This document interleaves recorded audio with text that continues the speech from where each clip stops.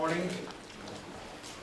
Senator Cassabaum, Senator Hack, Senator Frist, Congressman Waxman, Pelosi, and Gunderson, Congresswoman Pelosi. And of course, people who came in with me, our AIDS Policy Director, Patsy Fleming, and Jeannie White, who deserves a lot of credit for this day. I am pleased to be here to sign legislation to continue the Ryan White Care Act for the next 5 years. I also want to thank Secretary Shalala, who's in Geneva, and Senator Kennedy, who couldn't be with us today, but who's been a real leader on this issue.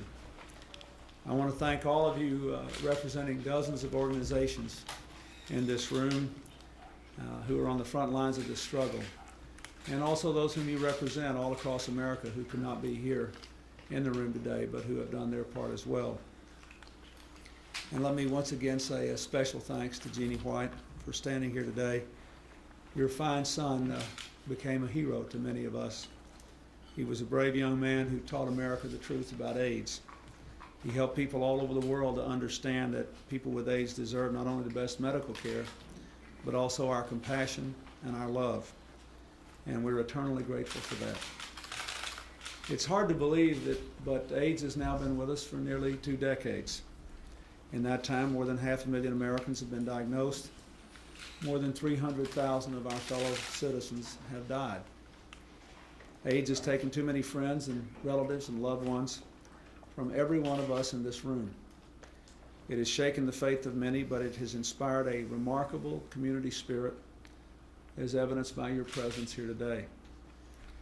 We are not powerless in the face of this challenge. Look how far we've come. At one time, AIDS was thought of as inevitably the end of life, the death of hope. But today, through the twin miracles of science and spirit, we're making great progress. People are living longer. Infection rates are going down among a number of previously high-risk groups. There is hope for a cure.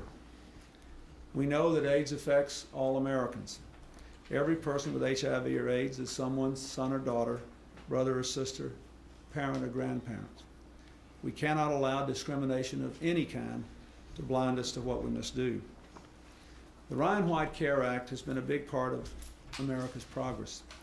Since it became law in 1990, this bill has helped hundreds of thousands of people to get the care they need in clinics and doctors' offices. It's kept people out of hospitals so they can be cared for at home, surrounded by families and loved ones. It's paid for the growing assortment of promising drugs that are helping so many people with AIDS to live longer and healthier lives. I'm proud that the FDA has speeded up approval of these new drugs. I'm also very pleased that funding for this program has more than doubled in the last 3.5 years. And that's very important because, as all of you in this room know, it fills the gaps in the Medicaid program. Half the people who are infected get their care through the Ryan White Care Act, and of course 90% of the children do.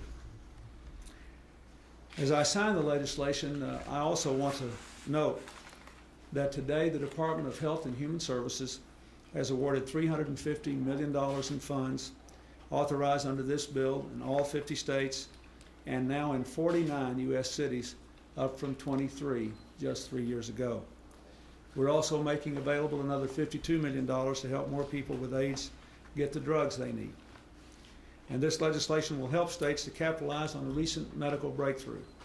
We now know that with voluntary testing and the use of ACT, we can prevent HIV transmission from a pregnant mother to her child.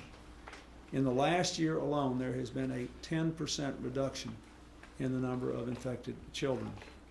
It is estimated that we can actually end this tragic form of transmission by the end of this century, just 4 years away. It is our job to make that happen.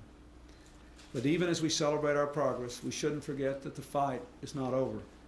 We have to do more to stop the rising tide of infection among women, communities of color, and young people, especially young gay men. Until there is a cure, we cannot and must not rest. In his autobiography, Ryan White describes himself as just another kid from Kokomo. We know he was much more than that. He taught a nation to care instead of hate, to embrace people living with AIDS as a part of our American family, to extend always the hand of hope. There are others in this room who had children that are a lot like him. I thank all of you, and I thank all of you who have fought this battle for so long. This legislation offers hope for another 5 years. Let us all pray that no president will ever have to sign another bill, because by then we will have found a cure for AIDS and a vaccine to protect every American.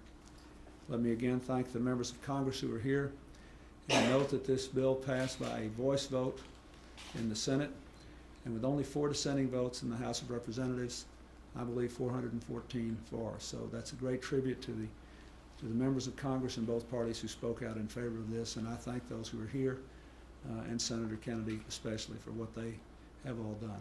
Thank you very much.